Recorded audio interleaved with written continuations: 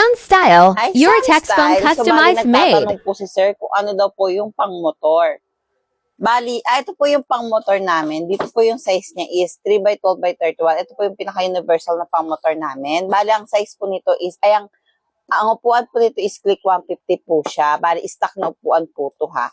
So, bali, ito po yung nire-recommend namin na pang-motor. Pero, itong foam po na to is Ayuratex foam po siya. Malambot po yung foam niya. Bali, it depends na lang po to kung paano nyo po siya tatabasin para mailagay nyo po siya dito sa upuan na to. Kasi ang tinitinda lang po namin is foam lang po.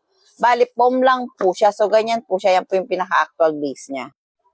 So, yan po yung pinaka-actual niya. So, kung makikita nyo is lapat na lapat po siya. Sakto lang po siya. So, ganyan. Bali, foam lang po yung sa amin ha. So, kayo na po yung bahala kung paano nyo po siya ikakat, kung paano nyo po siya imomold dito sa upuan na to, kung paano nyo po siya tatabasin.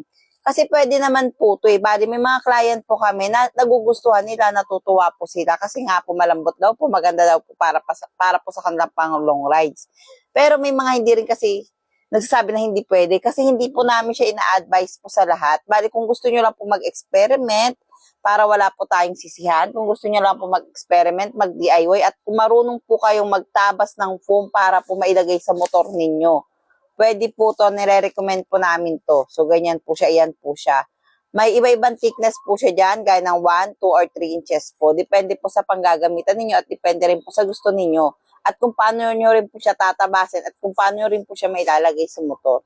So, yun lang po para wala po tayong sisihan. This is a customized made na foam na nire-request sa amin ng mga client namin, kaya rin po binablog din namin siya para ma-explain din po sa inyo. So, wala po tayong sisihan, hindi po namin kayo pinipilit kung gusto nyo po umorder. So, yun lang po. Kung gusto nyo po ito, click nyo na po yung yellow basket. Thank you.